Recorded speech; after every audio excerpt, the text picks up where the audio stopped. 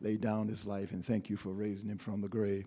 And God, now as we pause, we thank you for Pastor McAfee and all of the preachers and pastors that are here, and we candidates that are here today for this forum. And we pray that the information that will be received will be better able to equip us to make the decisions that we need for the prosecutors to lead us in this Berrien County. Pray now your blessings upon each and every one that are here. Be in the midst of this meeting, we pray. Open up our hearts and our minds. In Jesus' name we pray. Amen.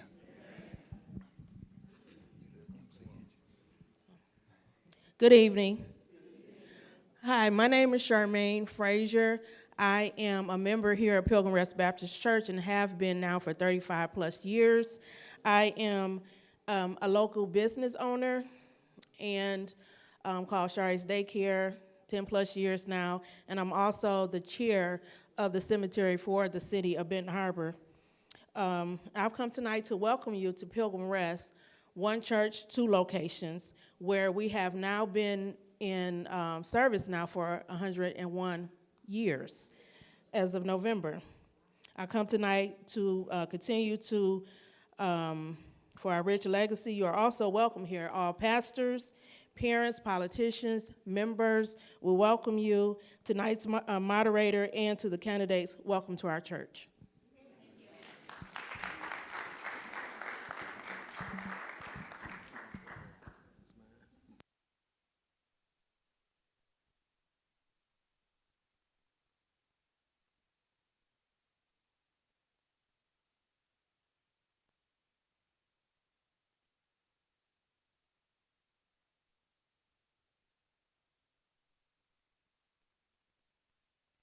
Amy Bird is a 16-year career prosecutor with the Berrien County Prosecuting Attorney's Office as an assistant prosecuting attorney. Bird was responsible for every aspect of criminal prosecution, from reviewing and authorizing warrants to handling homicide, sexual assault, and drug distribution trials. Bird is currently serving as the interim prosecuting attorney since her appointment in May by the Circuit Court judges. Amy grew up in Benton Township on her family's vegetable farm, L.H. Piggott and Girls. After completing her studies at Notre Dame and Thomas M. Cooley Law School, she in 2013 as an assistant prosecutor in San Juan County, New Mexico. He earned a reputation as a skilled trial lawyer who could be trusted to handle the most serious of cases. Trevor's jury trial success was recognized with the statewide award for Outstanding Prosecutor of the Year in 2016.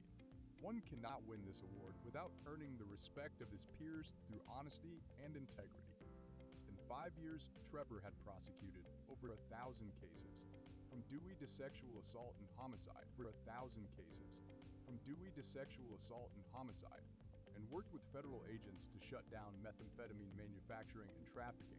He taught search and seizure law at the local police academy and criminal law at the local college. In 2018, Trevor returned to Michigan to join the Berrien County Prosecutor's Office. He served on the mental health and drug treatment court boards and handled several high-profile cases. Trevor worked hard to again build a reputation as an honest prosecutor who prioritized violent or repeat offenders while retaining a sensible approach to handling cases involving young people and first-time offenders. However, all too often he witnessed overcharging and plea bargaining practices that resulted in serious convictions and gray jail time for people who either needed help or deserved a break. Equally concerning was seeing how the same plea bargaining practice would routinely result in lighter sentences for career criminals who had been given enough chances. In 2021, Trevor decided he could do more good by working with the people in the community who needed guidance through the legal system. Trevor currently owns and operates his own law firm and serves as treasurer for the Berrien County Bar Association. He enjoys spending time with his family, playing hockey and golf, and being out on Lake Michigan. He lives in Stevensville. Let's welcome our Democratic candidate, Trevor Maville.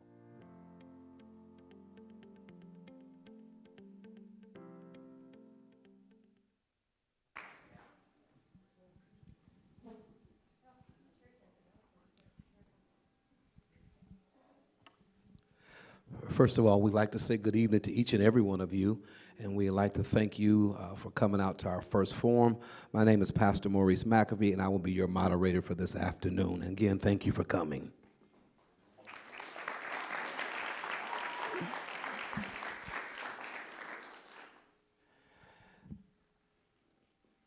To begin with, we spoke with the candidates in the back, and we took a coin flip to see who would go first, and Ms. Bird is going to go first. We will start with opening statements from each candidate with a 2-minute opening statement.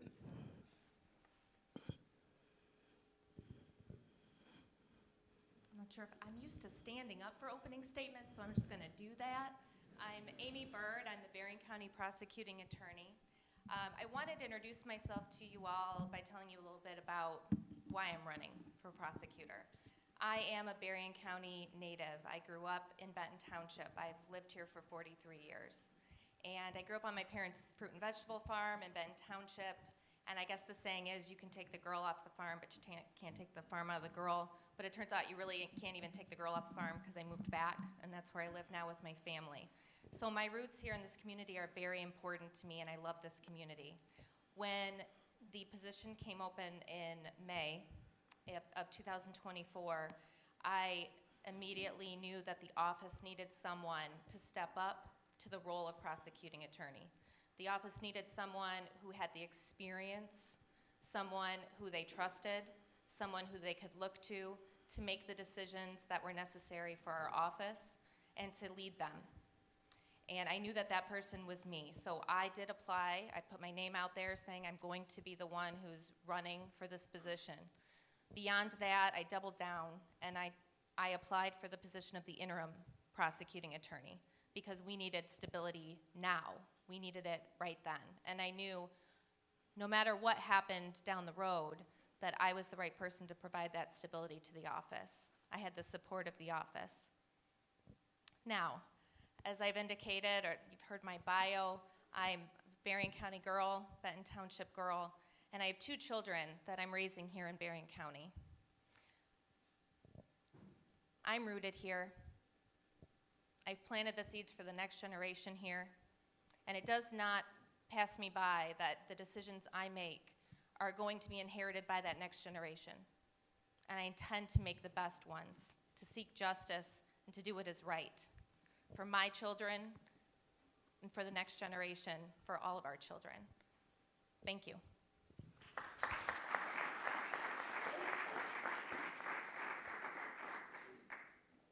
Trevor?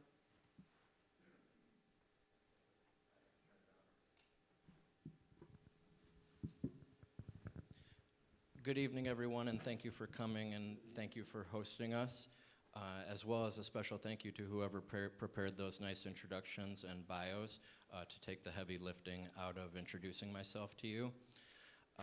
A quick and candid version of about me and why I'm running, which can also be found in more detail on my website, because I think that that information is important and should be available to all voters.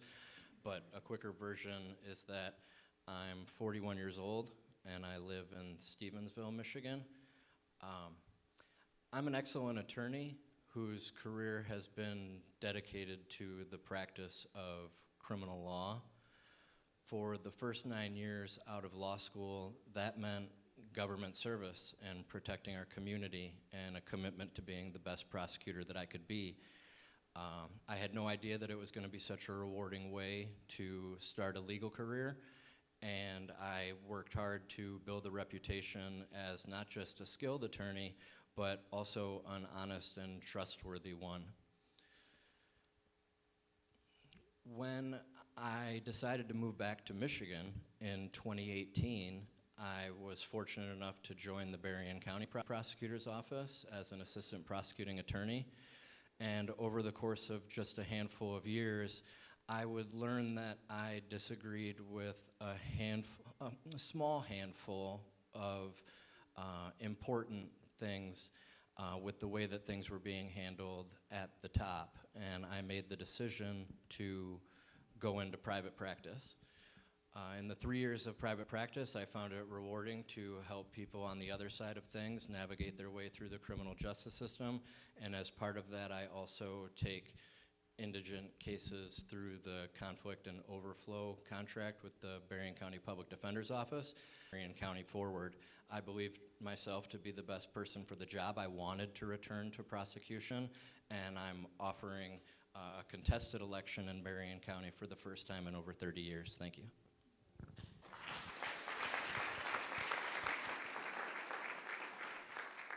Our first question of the night will go to Amy. You've taken over for the last prosecutor. What would you do differently, if anything differently, in the current position that you're in now from the former prosecutor's position in the office?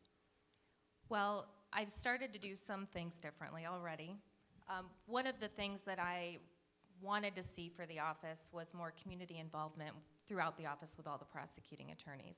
I know in the past there's been representation in the community or office by the elected, who has been Steve Prangeli or Mike Sepik or Art Cotter, but it really needs to be something that it doesn't just rest at the top, it needs to be throughout the entire office. So one of the things that I have initiated for us is that we're gonna do quarterly service projects. And there's gonna be one coming up in November. We're gonna be doing the Rake a Difference. We'll have one in the winter, spring, and fall. And I hope that that is one way that we can get out into the community. People can get to know us in an environment that is not in the courthouse. But beyond that, I would like to see prosecuting attorneys sitting on boards, involved in service clubs, speaking at schools, speaking at churches, speaking at any forum that somebody would like them to be at. I think it's important to have that bridge between the criminal justice system and the community, and it's hard to have that if you do not know us. So I do think that's important. I'm passionate about getting that rolling. The other thing that just has to change for the office is that when I took over in May or June of this year, we were not fully staffed. We are now fully staffed, and that's a great problem to have, although what we have now is a training deficit. So it is an imperative that we are actively training people in our office. One of the ways that we're doing that is through mentors at the office who are able to review cases with new prosecutors, who are able to go to court with those prosecutors.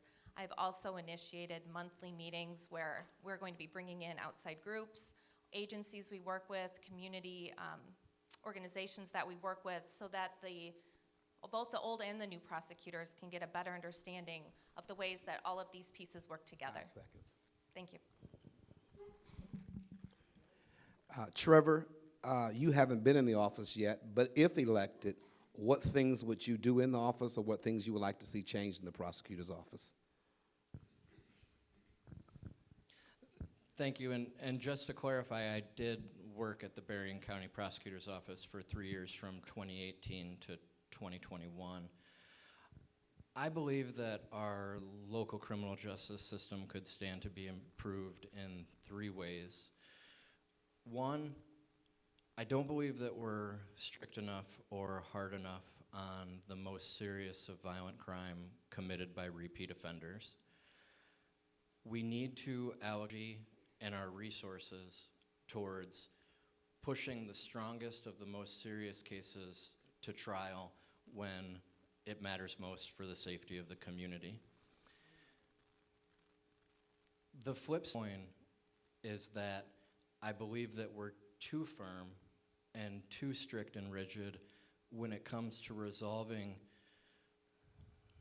I don't want to call it 90% of the low-level stuff, but in cases where no one's harmed, or in cases where we're dealing with either young people or first-time offenders, the experience of coming out of a situation in Berrien County without having a conviction on your record that ruins your future, or without having the opportunity to adequately pay your debts to society through rehabilitation. The studies show that incentivized rehabilitation amongst our youth is so much more important, or excuse me, it's so much more productive, where students, young people can be invested in earning to have their records stay clean. That kind of goes hand in hand with what I believe to be the third thing that I would like to improve, and that's that, I mean, for starters, they could use a website to make more information publicly available to the residents of Berrien County. But not only does the prosecutor's office not have a website, we aren't linked to michigancourts.gov. We're taking cases across southwestern Michigan, whether it's Cass County, Van Buren County. What are you telling me? Five seconds. There's never mind not doing any data tracking to try to find whether sentences are being applicably applied to people based off of either where they grew up or their income level. But none of that information is made publicly available to the voters of Berrien County. I want to change that. Thank you.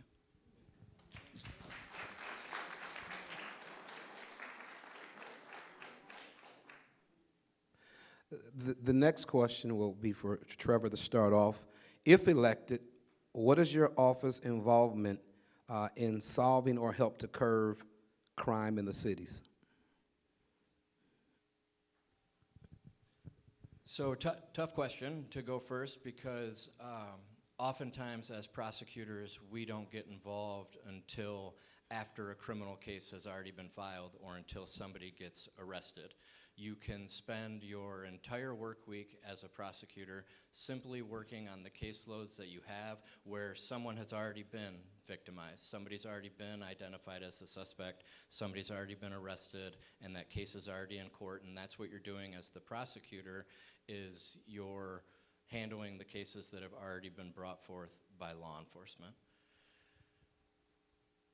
If we're ever going to take steps in the right direction towards addressing crime or violent crime in the community, I think that it's quickest to just go back to exactly what I was talking about 30 seconds ago, about not being harder and seeking maximum sentences in cases where people have been given enough chances.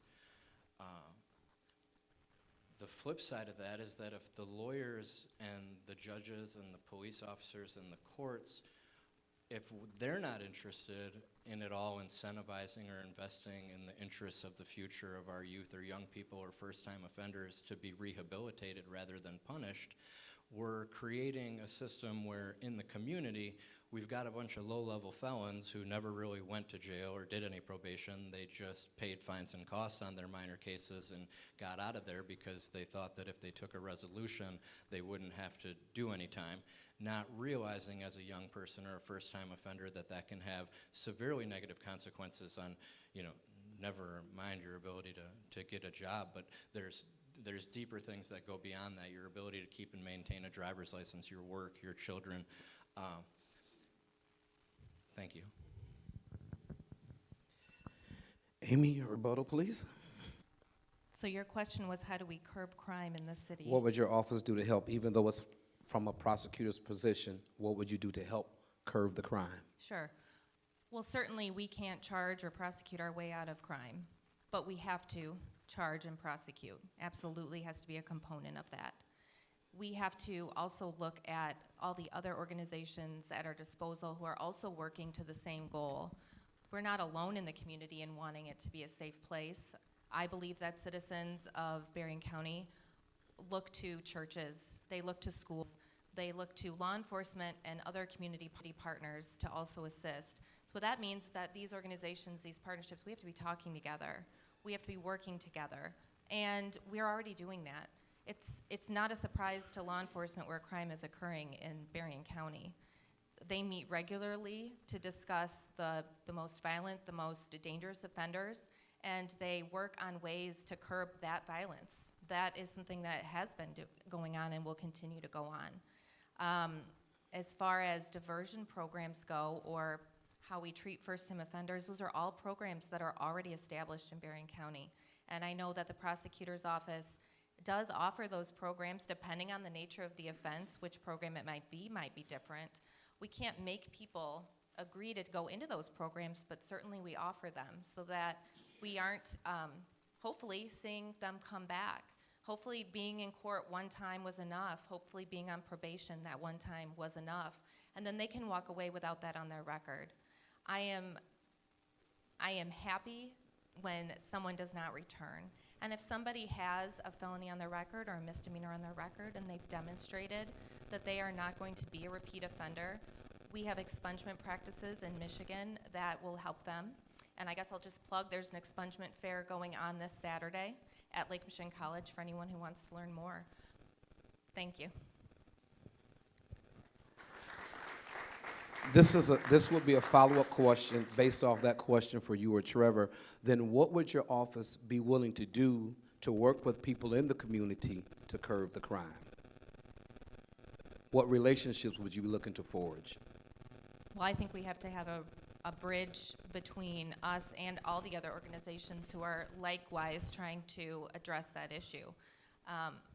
Whether I can do something in the court of law or not, I need to be a voice that supports the other groups that are trying to do that.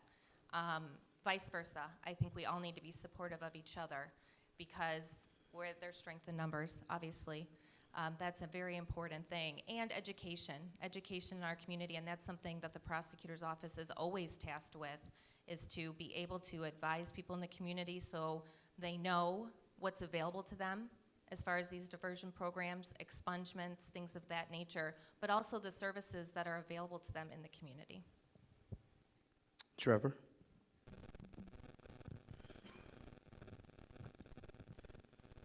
My concern there is that the deferral programs that Berrien County offers through laws that were passed by the state of Michigan is, in my opinion, not equitably applied and available to all citizens. But what's more important than that is that we have no way of knowing whether or not it is in fact being administered in that fashion or not.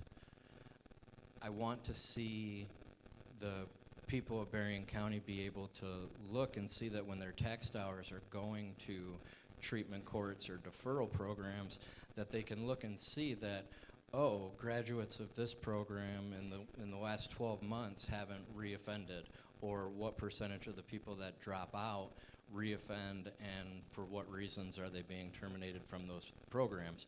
It's not something that's going to be fixed overnight, and I don't wish to offer promises that can be quick fixes or even accomplished in 4 years. I only think that we're already taking a step in the right direction by having the conversation. Thank you. This question is for you, Amy. What is the determining process for who decides who is eligible for drug treatment for the first-time offenders program, and how is that information disseminated among the people in the communities? So there's a lot of questions there. I guess we'll start with just generally first-time offenders are eligible for first-time offender programs with some obvious caveats, right? We're not going to be offering those to people who are committing very serious violent felonies in our community. Most of the time, we're not offering those to sex offenders either. But there are multiple programs that our office routinely offers to people. Now, this means that someone will be placed on probation. Some people do not want to be placed on probation. They would rather pay a fine. And unfortunately, they have to agree to be on probation. So essentially, to qualify for, maybe it's your first time with a domestic violence charge. To qualify for that, all you need to have is to have never been convicted of a domestic violence offense before, or an assault or crime. And the list goes on that way. To be eligible for a drug treatment court or a mental health court, you have to have a qualifying condition or find yourself in the criminal justice system because of those issues. You again have to not be a violent offender. We want to protect the safety of the participants in the group. We want to protect the providers who are involved in the treatment plan. And you have to be willing to engage in the program. There are other qualifications, but those are essentially the things that can qualify you. I know that we routinely offer those, and I had assumed that the defense bar was also informing their clients about that, but I think it's something we could definitely engage more with the community to let them know that these are things that are available to them.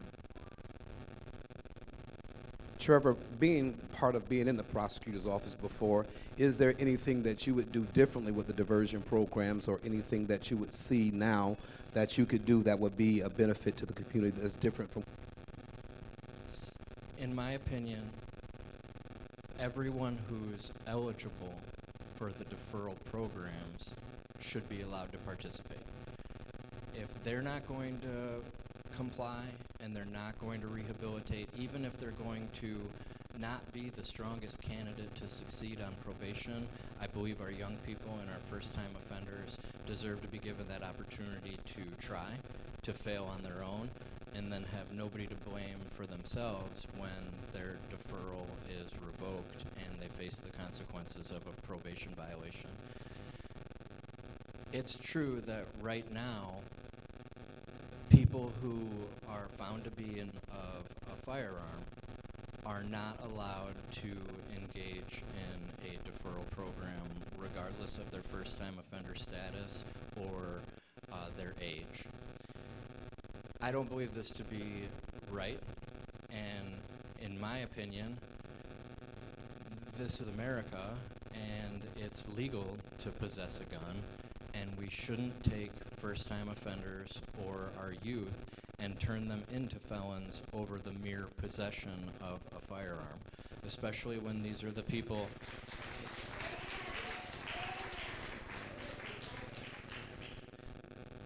I think it would be more appropriate over time to begin to work towards trying to figure out why it was that this kid felt like he needed to have a gun in his center console.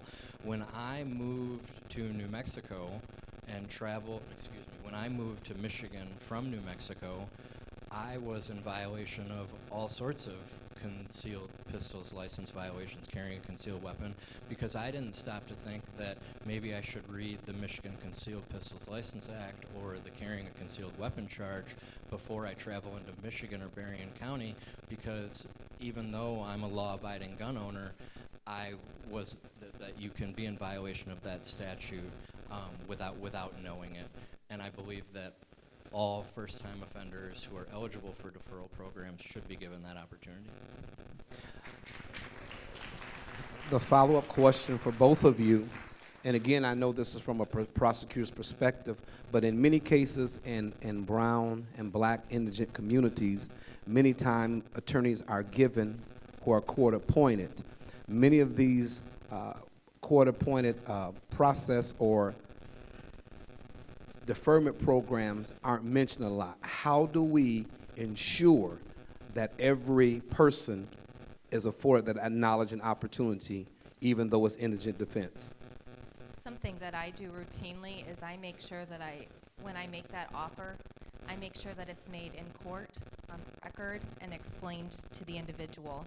And then if they need more time to discuss that issue with their attorney, they're afforded that, just so I know that it's been something that has been brought to their attention and they have the opportunity to consider it.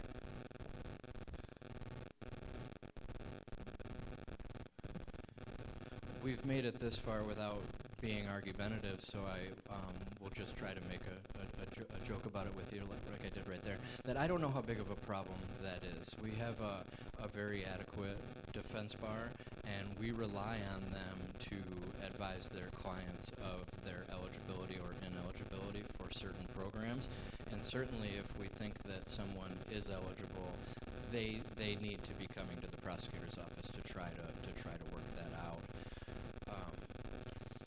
That said, prosecutors shouldn't be leaving it to defense lawyers and judges to try to come up with the right thing to do in any given case, right? Like, the best part about being a prosecutor is that whenever your job gets hard, you can just ask yourself, what's the right thing to do? And if you come across a case where nobody's injured involving either a young person or a first-time offender where they're eligible for that program, then yes, as prosecutor or as the next prosecutor or the assistants working beneath us, we should be working hard to make sure that they're aware of that availability. Thank you. Trevor, this question is for you. What is your stance or take on youth being charged as adults?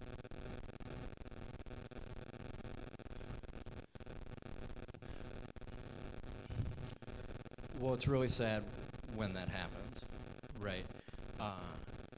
Every effort should be made to take juveniles and resolve their cases through the juvenile system without having to charge them as adults. However, sometimes something very bad happens. We see it where a 15-year-old could strangle his pregnant girlfriend and kill her. In that situation, there's no good answer. And we want to be able to trust the discretion at the top to decide what is the sentence that we should seek for this 15-year-old. If you're a full-grown adult and you commit murder, often 25 or 30 years is not going to be enough time for you to serve in prison.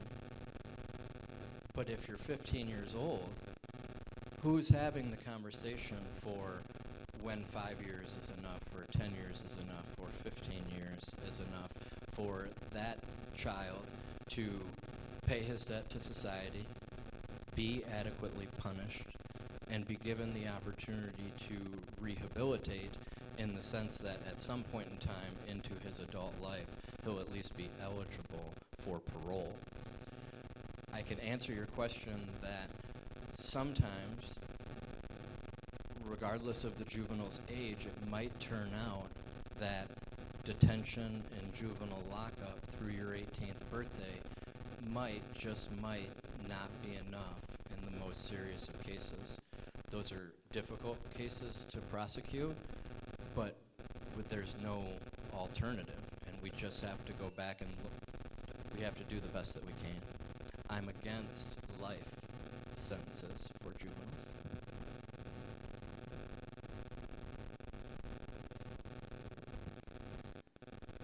I worked in the juvenile division of our office, and so I can say with confidence that that is a division that works tirelessly with probation and with the courts to give juveniles who come through there all the services that are appropriate for them to address their needs at their age, where they're at in the community, and to hopefully keep them from reoffending.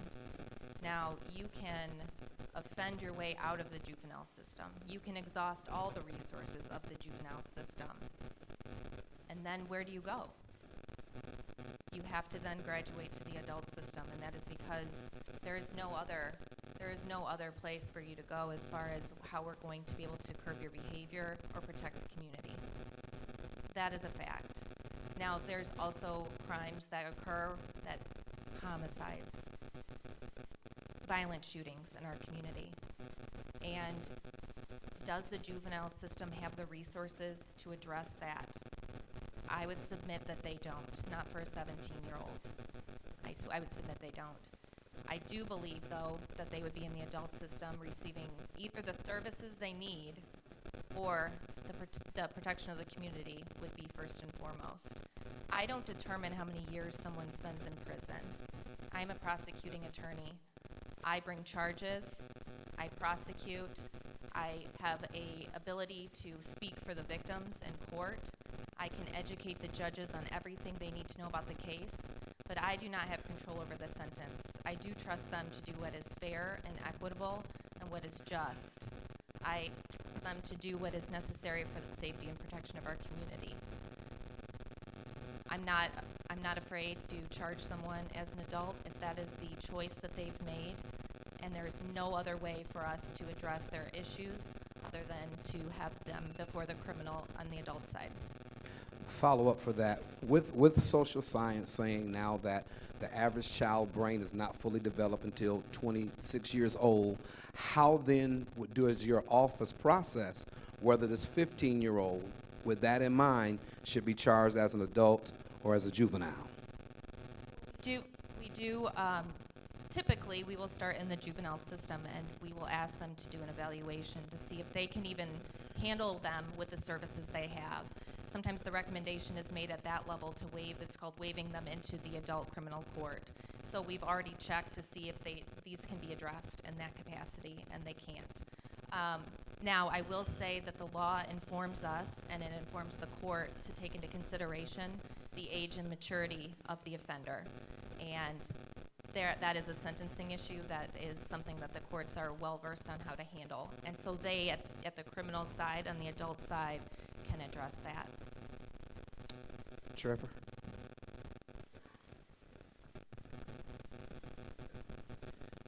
The prosecutor has complete control over dictating what the maximum sentences in any given case will be.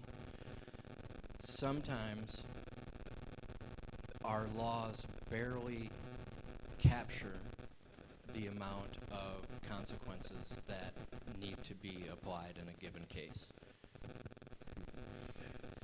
Sometimes we need to review those cases and find out how many of these felonies do we need in order to get this habitual offender to eclipse the 10-year mark, because under this offense that he's committed, we need all the charges we can to get the sentence that we're seeking. However, all too often that plays in exactly the opposite angle, where we see overcharging in cases where jail or prison sentences shouldn't be sought.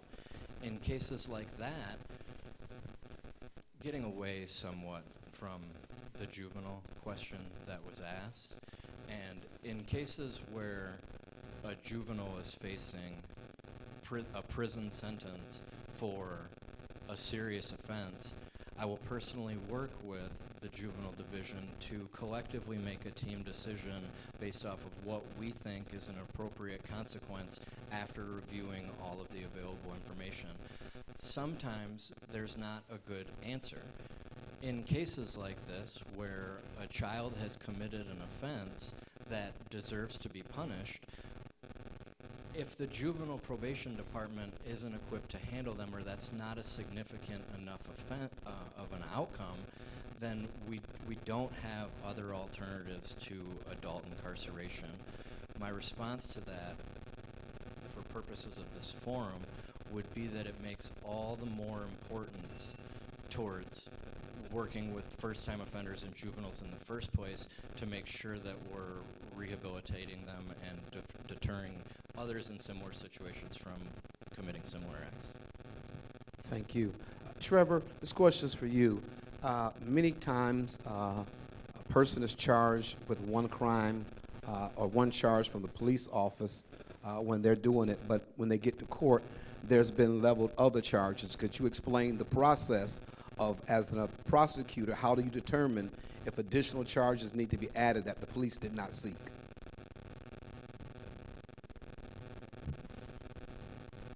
Law enforcement investigates a crime.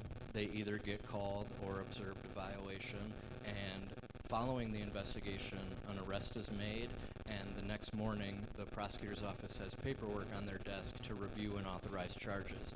No criminal charges get authorized in Berrien County without the initials of the reviewing prosecutor. We want the reviewing prosecutor to be reviewing these charges for accuracy. The prosecutor's office is the one who's most trained in the law, and they hold an elected position where the residents can hold them accountable for their actions. Law enforcement, if they were to pile on a bunch of charges on their paperwork, there's no requirement that the reviewing prosecutor authorize all of them, and they're free to delete and amend the charges that they don't see are appropriate. The flip side of the same coin is that if a case comes through for a felon in possession of a firearm, which is a 5-year offense in Michigan, we can look at it and say, was this person on parole at the time? Was the gun loaded? Was he also carrying this gun illegally?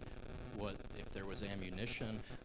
The short thing that I just rambled off there is going to amount to 4 felony counts in themselves, and we haven't yet added the habitual offender enhancement for their prior record or a felony firearm charge for committing a felony while in possession of a firearm. Now, in my opinion, if you are on parole for a violent offense involving a firearm, and while on parole you get busted in Berrien County for being a felon in possession of a loaded firearm, it might be time for the reviewing prosecutor to consider what charges, if any, should be added to the one singular count so that potentially we could get this case in front of a judge to where you're facing more than 5 years.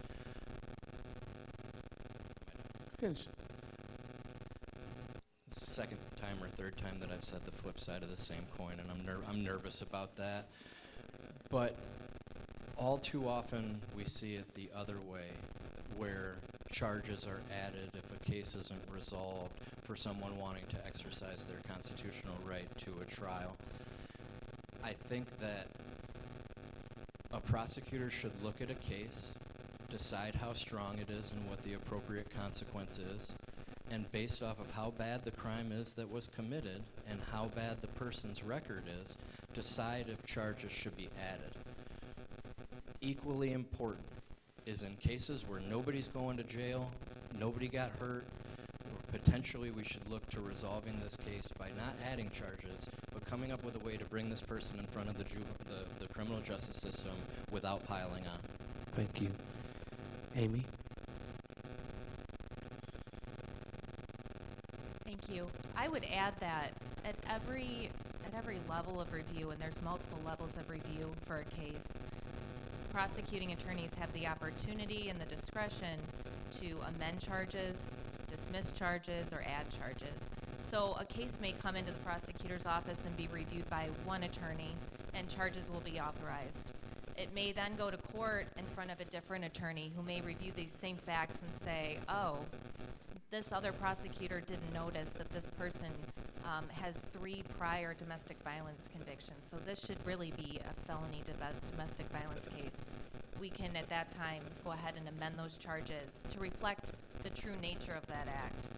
We also have the opportunity at maybe for a felony offense to add a preliminary exam to hear more testimony from a victim or a witness to this crime, and at that time hear through their own words exactly what happened, and it might lead to additional charges being authorized.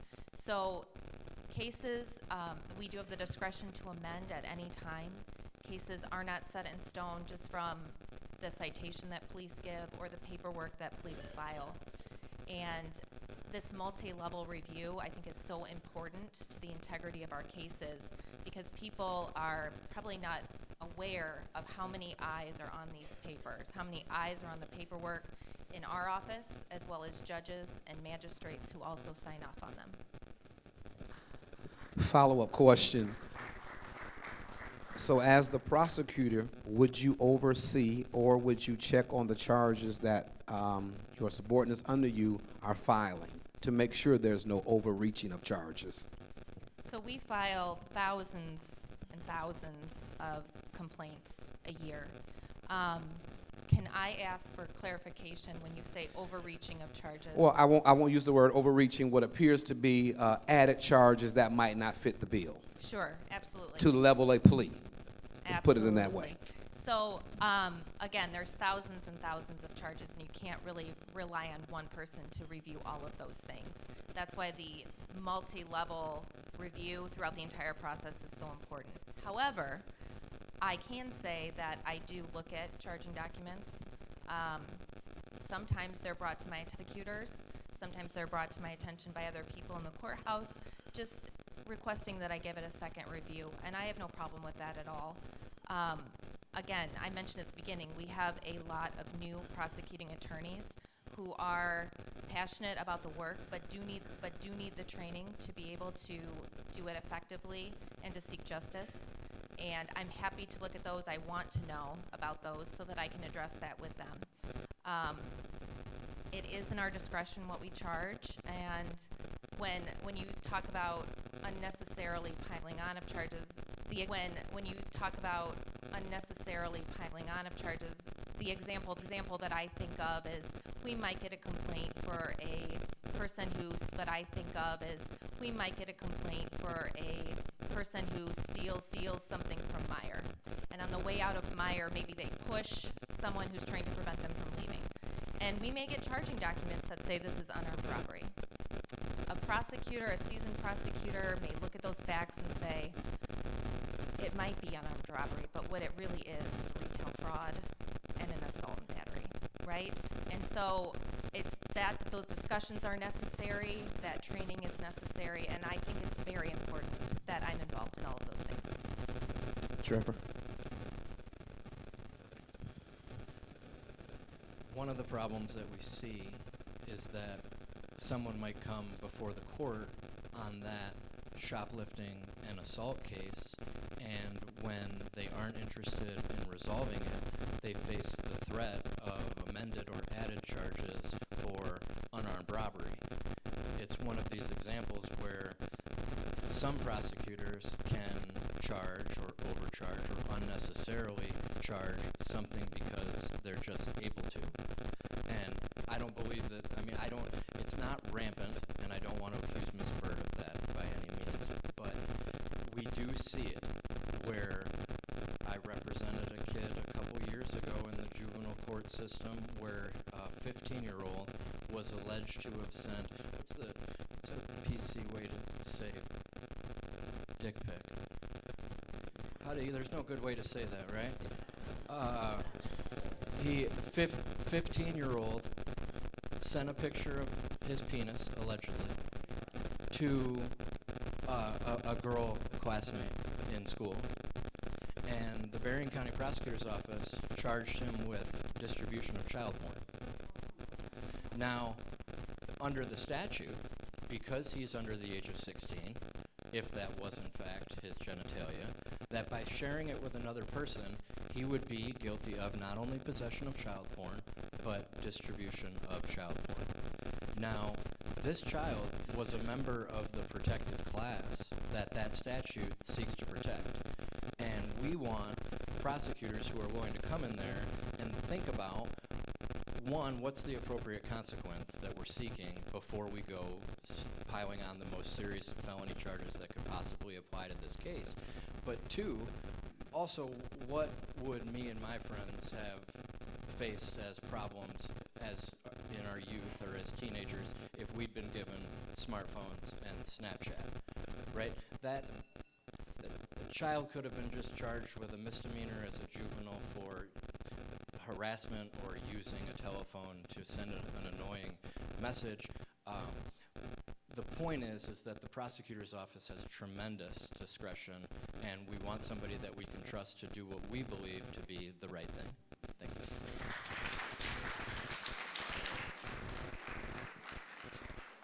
Forgive me, I lost track, so somebody got to tell me who's answering this question next. Who do I give it to first, or you do care? But here's the question. In the national media, we've had some national candidates that are running for president who have been outspoken in their support for police officers, which we all are, but they've gone a step further in recent campaign appearances calling for blanket immunity for the prosecution of police officers. We want to know, what is your stand on blanket immunity for police officers who appear to have committed or violated people's rights? My response to that is crime is crime. It doesn't matter who commits it.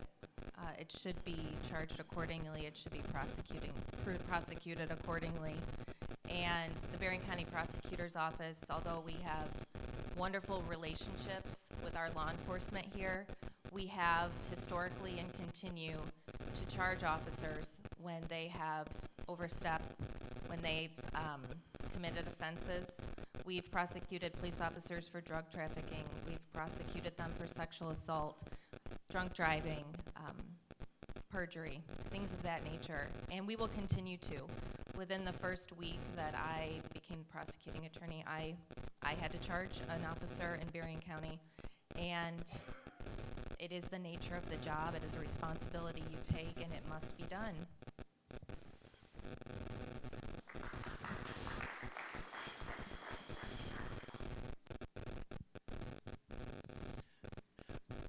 I'm against qualified immunity for the transgressions of law enforcement. We've seen what happens when these measures are taken to the extreme and a civilian dies when law enforcement oversteps go unchecked, and it's not good.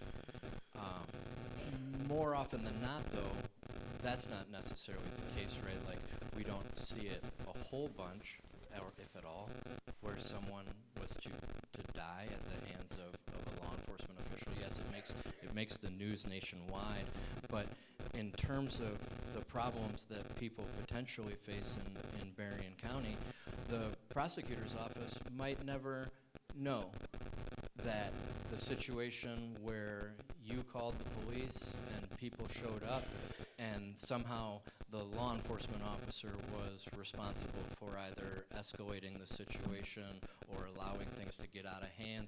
A lot of times we might never know about that, and I think that the one thing that we can do in the age of how all the local law enforcement agencies are great now about keeping their body cameras on during their shifts. I think that in cases where use of force by a law enforcement officer is at hand, the prosecutor's office would do well to request that body camera footage in all cases, so that we could somehow make a determination as to somehow if the law enforcement officer was to overstep or somehow be responsible for escalating the incident, that one, we want to know about it. It might not be a crime, and it might not result in criminal charges where somehow immunity would come up that we're both against. But I think that there's room there for the prosecutor's office to take an interest in knowing that the community's concerned that things like that happens, or that in their opinion they do believe there to be bad apples out there, that even if our response was to bring them in and talk to them one-on-one about, take a look at this video, we're either going to talk to you about it or I'm going to talk to your sergeant, that there's room for the prosecutor's office to hear the complaints and concerns of the community, and as prosecutor, you would always be free to contact me or the office to voice those concerns. Thank you. Would you like some water? Next question. As a prosecutor, how would you protect the confidentiality of a witness? Many times in certain sets, people's lives are threatened for testifying, so how would you protect that identity before trial and after trial? That's a great question, and it's a huge concern to the administration of justice, is the willingness of people to be witnesses. And I can't blame them, truly can't blame them, for fearing retribution or harassment for coming forward. I guess I have two answers to that question. One, our office has historically redacted contact information for witnesses and victims. And we did that to protect their privacy as much as possible and to prevent those things from happening to them when they come forward about a crime. Unfortunately, recent case law came down saying that we couldn't do that anymore, that we had to turn over to the defense the names, addresses, contact information for witnesses and victims. What we can do in our office is apply for protective orders with the court. We can ask the judge to allow us to withhold that information in a case. And in cases where that is a concern, we are willing to do that. On the other hand, the other answer to that question is it also means that we have to be taking cases seriously. We have to be prosecuting cases. We have to have the community on board from the perspective of they know we'll follow through. Because if I was a witness and I wasn't sure that the prosecutor's office was going to follow through, I might have a hard time coming forward too. So there's a theory of crime prevention where there's disorder in a community, if you let it go, if you let it fester, then that breeds fear in the community. That breeds withdrawal from community members.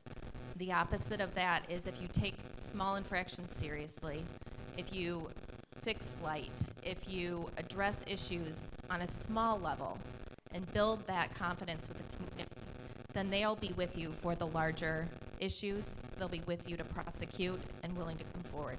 I'm willing to seek those protective orders, and I'm willing to prosecute offenses that this community needs me to prosecute to build confidence in us and to show you that we will follow through.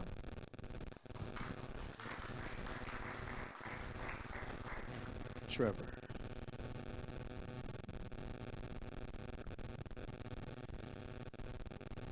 We have as many unsolved homicides in this community because of people's unwillingness to come forward due to a lack of trust in the system that the information that's provided to law enforcement or the prosecutor's office will be handled delicately. What Ms. Bird said is 100% true, and we need the people's cooperation, and once a statement's made, at some point it might turn out to be needing to be disclosed to the defendant and his attorney. But that doesn't mean that we can't work to improve the trust in the community relating to the importance of them coming forward and what that information that they're sharing is going, how that's going to be treated. The problem is that, like, it seems, how often it happens or not, I think that a lot of people in the community are rightly fearful because they've seen the examples of how within 30 minutes of making a statement, it seems, the family members of the people on the other side are already going on Facebook talking about how there's going to be, I'm paraphrasing here, but that there's going to be consequences for you because you're somehow a bad person, or we got you now because you're a rat or a snitch. Law enforcement should do their best to take information that's critical in the early stages by a reluctant or apprehensive witness and seek to make the case the best that they can before putting it into a police report or before rushing to make a charge, or what's even worse is before going directly over to the person, and because they don't have any other evidence to suspect that they're the person, they say to them, you know, we know it was you. Are you going to confess or not? How do you know that? Because, you know, Sheila told us, and then that's how this quickly becomes a bigger problem than it needs to be because of what's perceived to be how quickly that information is potentially shared. And a lot of that is outside of the hands of the prosecutor's office, but I think that it's important that we be aware that it's a concern of citizens and be prepared to work with them and law enforcement in every aspect so that we can seek to protect them and the case. Thank you. Follow-up question on that. Is there money in the prosecutor's office for relocation for such witnesses in high-profile cases, such as maybe as murder? Is there money? Is that what your question Yes. is? So our budget comes from the Berrien County Commissioners, and there is no line item for that at all. I'm not sure if it's something that we could do. Now, certainly they could give us money for that, but I'm not sure that we have the capacity to protect those people even if they are relocated, because you're talking about security then as well. I mean, it's not like what you see on TV where someone goes into witness protection and there's a law enforcement officer outside their door, and I agree that that would be a wonderful resource, but I don't know who would actually be doing that work. As far as, would we take a Benton Harbor officer and devote them to that full time? Would we have to ask another community to devote an officer to that full time? There's a lot of moving parts to that. I wish that there was a way that I could snap my fingers right now and ensure the safety of all witnesses who come forward for crime. But unfortunately, there just is not. It becomes important to either the success or the failure of the case that we want to come about against the right person. If we need that, then that conversation could be had with the person prior to authorizing the charges. It's just a thought. I don't know if we think that it would be helpful or not. Final question, and then we'll go to closing statements. How do you ensure that the prosecutor's office is diverse? And when you say diverse, Diverse in men, women, and in race, gender. Sure. Well, I didn't think to count them, but I can say that our office, as it currently stands, and I'm very happy that, again, we are fully staffed, is staffed by men and women, is staffed by Republicans and Democrats, is staffed by people who are white, who are black, who are Middle Eastern. It is staffed by people who identify in multiple different ways. It's staffed by people who um, have same-sex partners who practice different religions, and it is a wonderful place to work. I wouldn't change anything about the makeup of our office. And I think that it is appealing to people to come to work and to have that diversity, to have those different opinions, to have those different backgrounds. I think it enriches us all professionally as well as personally. So I would keep everyone who is there. They're a wonderful group.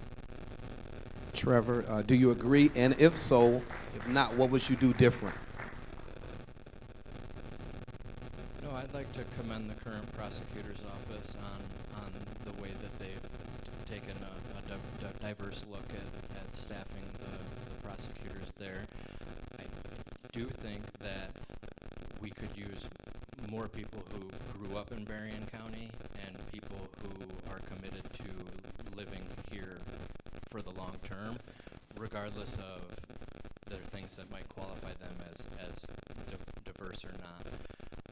I think that people who are interested in not using the prosecutor's office as a stepping stone to find a job closer to home or to level it into a different career, but finding people who are interested in buying property in Berrien County and putting their kids through Berrien County schools, these are the people who have a vested interest in the overall quality of life in our community and working towards its improvement.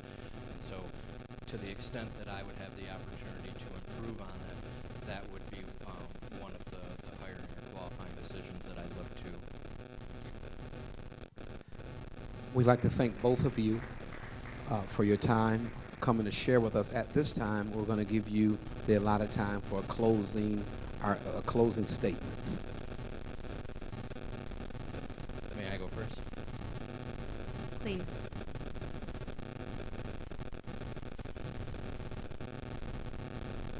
I didn't prepare one, so it'll be candid and quick. I believe that the Berrien County prosecutor is a tremendous responsibility and one that should be bestowed upon someone who the community trusts to move the county forward. When I moved to Berrien County and joined the office as a prosecutor, I was a little discouraged to find out that we hadn't had a contested race for this seat in decades. And right or wrong, regardless of my opinion, I believe that potentially some of the office's shortcomings stem from the uncontested line of succession that's been in place without the community or voter involvement. I'm very proud to stand here and sit here in front of you as a candidate because I believe that we're offering Berrien County a choice.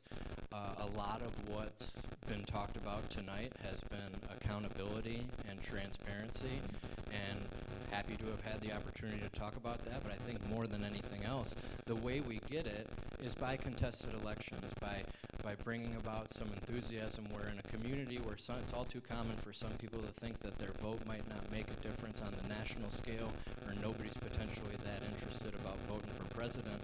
I'm really hoping that the local contest for the concerns and the interests of the community is enough to really bring people together in terms of talking about what's best for Berrien County. I want to lead the prosecutor's office in a direction that takes the most serious of violent crime committed by repeat offenders and evaluates the strength of that case and considers how strong is this case, how bad is what the person did, and how bad's his record.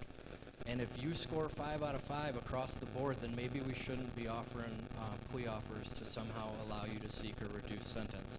I don't believe that the interests of justice are best served in that regard, and I'd like to see more stronger cases go to trial because, one, the punishment is appropriate, but two, I believe that this is necessary. This is necessary to deter others in the community from committing the similar actions. And if people think that there will be those stiff consequences, then that's step one towards improving the issue of community violence.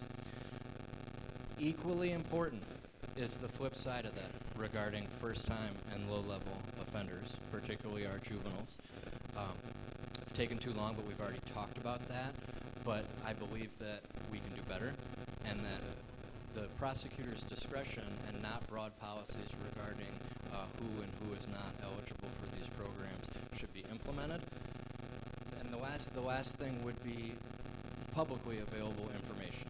If we ever wanted to cut down on certain areas of community violence, an interested citizen or a concerned law enforcement officer or voter should be able to go to the prosecutor's office and find out these things relating to who's being charged with what their bond's being set at, and what the resolution was, and what their sentences were. And nobody wants to think that they're somehow racist, or that they're particularly responsible for the systemic injustices that certain communities face in our criminal justice system. But if we ever wanted to take a step in the right direction, the first thing is data tracking and public availability of that information. Thank you. Amy. Thank you.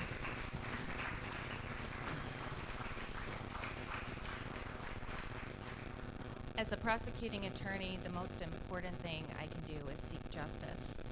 I represent the people of the state of Michigan, and I'm a voice for victims of crime.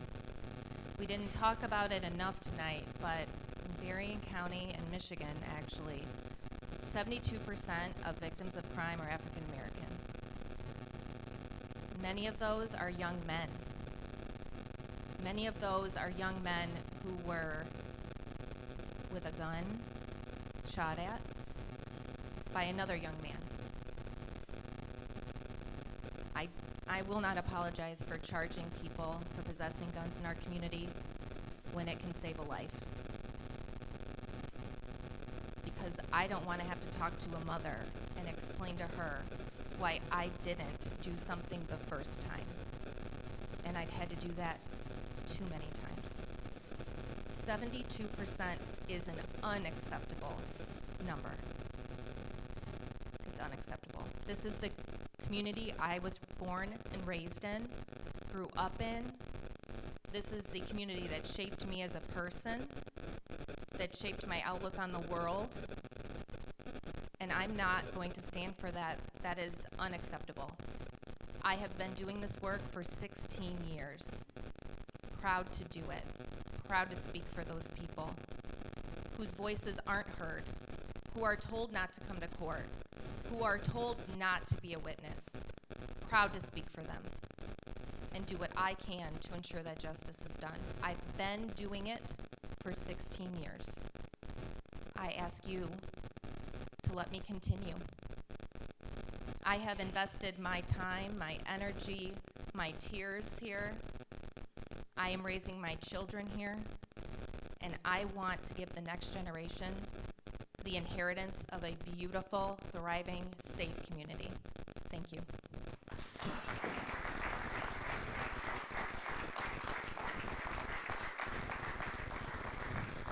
We would like to thank the community for coming out tonight and sharing this forum. We'd like to thank our candidates for coming.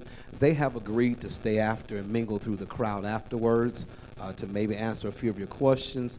We do want you to know that there's certain things that the prosecutor's office can't answer, especially on current cases, so don't be offended if she can't answer certain things. And Trevor stayed back to answer some questions also, and he'll talk about anything also. And so we want to thank you for coming out for our first forum tonight. We want to thank all the pastors that worked to put this together. We certainly want to thank our honorable mayor from the city of Ben Harbor for being here tonight. We thank him and any other elected officials that may be in the room. We see Chief Abrams from Benton Township, who is here. We thank him for his participation. And we saw the Chief of Police from Benton Harbor, Dan McGinnis, who had to leave earlier. So we thank them for participating. At this time, we're going to bring you back to the host pastor, Pastor Lynch, for closing remarks and the dismissal. Let's thank Pastor Maurice McAfee tonight for a job well done. Come on, let's do better than that. You know. People made the suggestion that we needed a politician in order to lead this discussion, but I think that Pastor McAfee done a superb job tonight. Amen. Thank you so much. Again, thank you all for being here. tonight. And I pray for one thing, that we all don't just come and get the information, but actually get out and vote. Oh, yeah. Yeah. I want to ask you that as you leave this place tonight, to take time to talk to the candidates, but try your best to talk to them on the way out. No, y'all been too serious tonight. Laugh a little bit, all right? But in all seriousness, I think they've done a superb job as well tonight, stating where they stand. And sometimes it's hard to hear some of it, but some of it's just true, right? So let's just do all that we can do to help push this community forward. On the way out, our video, how many enjoyed tonight? Did you enjoy tonight? All right. Our videographer is in the red jacket, the brightest jacket in this room. While you're going out, he may come to you. We just need you to say one thing: great debate, not debate, great form, get out the vote. That's all. Great form, get out the vote. All right? And I heard us talking about diversity tonight. I thank God for the diversity in this room on tonight. Beautiful. All right. I wanted, because I'm a Baptist preacher, I wanted to serve chicken and green beans and mashed potatoes. But when you come to forms, I'm learning forms, you just do cookies.